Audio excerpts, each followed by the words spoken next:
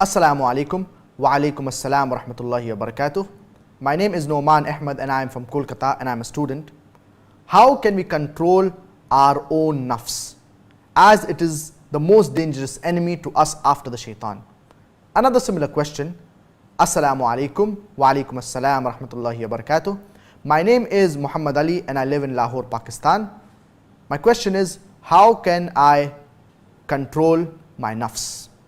Controlling our nafs, controlling our desires, it is very important. And one category of jihad is jihad bin nafs, striving and struggling against one's own evil inclination. Jihad basically means to strive, to struggle. And striving against one's own inclination is also one type of jihad. So we should see to that we control our desires. And the believers, those who control their desires, they will be rewarded with paradise. Allah subhanahu wa ta'ala says in the glorious Quran, Surah An-Naziyat, chapter number 79, وَأَمَّا مَنْ خَافَ مَقَامَ رَبِّهِ. As for the one who fears his Lord, وَنَهَى النَّفْسَ عَنِ الْهَوَىٰ, and prevents himself from the desires, فَإِنَّ الْجَنَّةَ هِيَ الْمَأْوَىٰ. Then Jannah, it will be his abode. Allah subhanahu wa ta'ala is talking about the reward for the believers, those who control their desires, their whims and their fancies. And those who sacrifice for the sake of Allah subhanahu wa ta'ala, their abode, it will be Jannah. Protecting and safeguarding ourselves and not falling for the temptations of the shaitan is very important. And shaitan, he challenged Allah subhanahu wa ta'ala after he disobeyed Allah subhanahu wa ta'ala, that I will misguide the children of Adam. But those who are the true servants and the true believers, those who fear Allah subhanahu wa ta'ala, Satan will not be able to misguide them. Now, what are the ways in which we can safeguard our nafs or not follow our desires, especially the evil temptations from the shaitan? Whenever we get any evil thought or any evil temptation from the shaitan, the first thing that we should do is recite A'udhu billahi minash shaitanir rajeem. I seek refuge in Allah from Satan the accursed. This is very important. And besides, there are other du'as as well that we can recite. For example, Ya Hayyu Ya Qayyum, Bi Rahmatika Astaghith, that I need your mercy. Fala takilni ila nafsi tarfat ayn. Then do not leave me by myself, even if it be for the blink of an eye. So remembering Allah subhanahu wa ta'ala, doing dua to Allah subhanahu wa ta'ala to protect us from the temptations of the shaitan is very important. Turning to Allah subhanahu wa ta'ala is very important and is very crucial. From among the other steps that we can take in order to protect our nafs from the evil temptations, from the temptation of the shaitan, is to be punctual as far as the 5 daily prayer are concerned. The 5 obligatory salah. Allah subhanahu wa ta'ala says in the glorious Quran in Surah Al-Ankabut, chapter number 29, verse number 45, Utlu ma uhiya ilayka min al-kitab, recite from the book what is revealed to thee. Wa aqim as-salah, and establish prayer. Inna salata tanha anil fahsha'i wal munkar. For prayer restrains from shameful and immoral deeds. So if we offer the 5 daily prayer with khushu and with khudu and with concentration, then inshallah it will prevent us from shameful and immoral deeds, and we will inshallah have control over our nafs. Besides this, we should offer the tahajjud prayer as well, which is very important, and offer the sunnah prayer as well.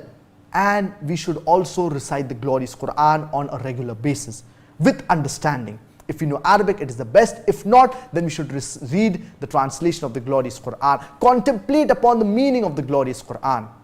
From among the other steps that we can take is be in the company of good and righteous people. Company plays a very important role in the life of a human being. If we are in the company of good and righteous people, inshallah we will be good and righteous human beings. If we are in the company of bad people, it will have an influence and impact on us. A good friend will correct his brother when he does something that is wrong, because he cares for his brother. He does not want his brother to enter the hellfire. So being in the company of good and righteous people, it is very important. Also, the environment that we stay in, it should be an Islamic environment.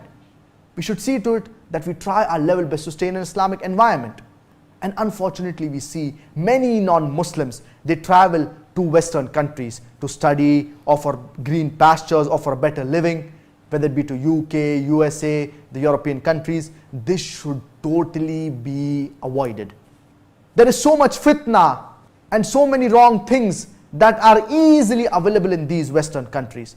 Yet, unfortunately, many Muslims, they travel to these Western countries. So that's the reason we should see to it that we stay away from fitna.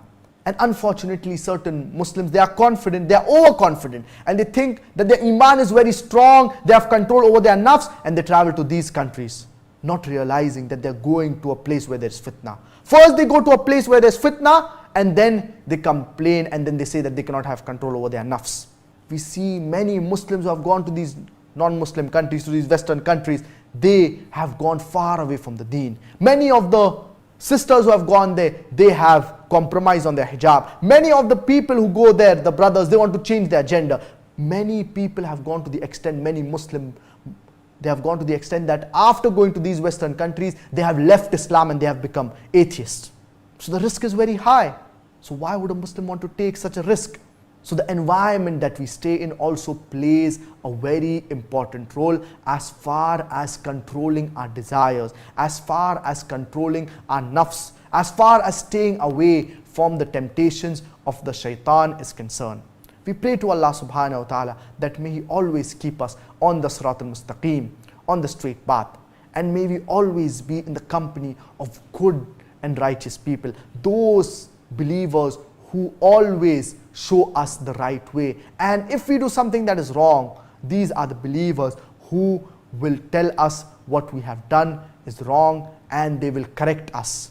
These are the true friends, these are the true believers that we should stay in the company of, rather than those friends who take us away from the remembrance of Allah subhanahu wa ta'ala, those people who while and waste time. So I hope that answers your question.